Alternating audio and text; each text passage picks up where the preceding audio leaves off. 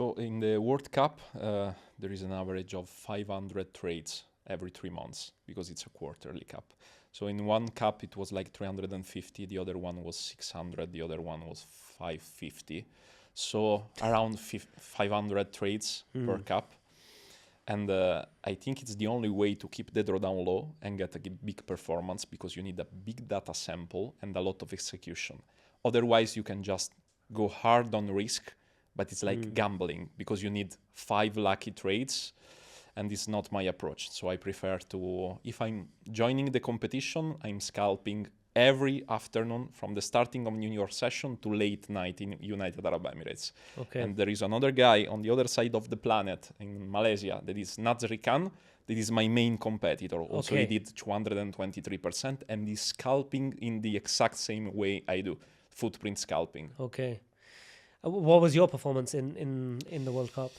Now, if I'm not mistaken, it was 68% in the first cup, 88 or 89% in the second one, and 218% in the third one.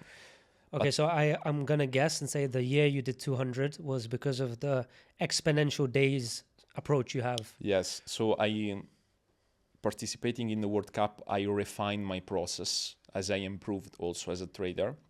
And I understood that the best way to get a really impressive performance, keeping the drawdown low, is to start with low risk and compounding the account and using, for example, the profit that you made in the first 2 hours or 3 hours of the session to make additional profit. So let's say that I start one day with 3 take profit. I risk 0.25% and I take, for example, 1 to 4 risk to reward. So at the end of the first 2 hours, I have 3 targets, and I am 1%, 1%, and 1%. So I have a total of 3% on the account. I'm taking 2% on the side, and I'm opening 2 trades with 0.5%. So it's increasing. Yeah. Why? Because I noticed that my profit is concentrated in very few sessions. So the big amount of profit I do is when Nasdaq rally and I join the trend in the correct moment. And when the strategy is not working, because maybe you are in consolidation, it's better to don't trade. So I take maximum 3 stop loss per day and I'm done for the day. If I have a streak of 3 stop loss, it means that it's not the environment to use my strategy. Okay.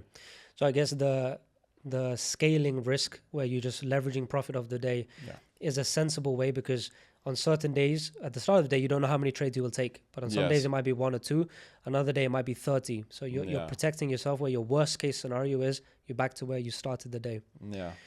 Why would you take an approach of, what is the risk per trade when you are doing 0.25%? That's how you start the day. How I start in the beginning of the cup. As, for example, let's say that I reach 50%. But it's not enough. It's a huge performance in 3 months, 50%. Right. But it's not enough to be in the podium. So I just start to raise my risk. So at the start of the day? At the start of the month, of the first month of the competition. And in the same time, I'm not starting immediately to raise the risk. Like, let's say, in the first month, I have 50% profit. In the second month, I start from 0.25%, I raise to 0.35% or 0.40%. But if I get a good day, 1 to 4, 1 to 3, 1 to 5, multiple trades per day, maybe I sit at 5% profit for the day. So I take half of it and I risk in 2 or 3 trades. And if I'm risking, for example, let's say 2.5%, 2% on one trade, and I get a 1 to 5, it's 10% on the account. Right. But this 10% is compounding with the additional 50% of profit. So it's way more. This way I keep my drawdown really low, but low, I mean below 20%. But to achieve 218% in 3 months, it's more than 1 to 10 risk to return in the concept of risk. So it's really big. Do you think many traders in the World Cup, or in general, like someone who's just looking to make profit in their life, should modify an approach like this? Or, because I've had a lot of traders that just do 5% risk per trade, or they'll have an A+ setup and they have more conviction, and then they will scale into that with more risk at the beginning, as opposed to compounding a day. Yeah, this depends on the number of execution that you have. For example, let's say that I have a trading model that is only giving me 10 trades every 3 months.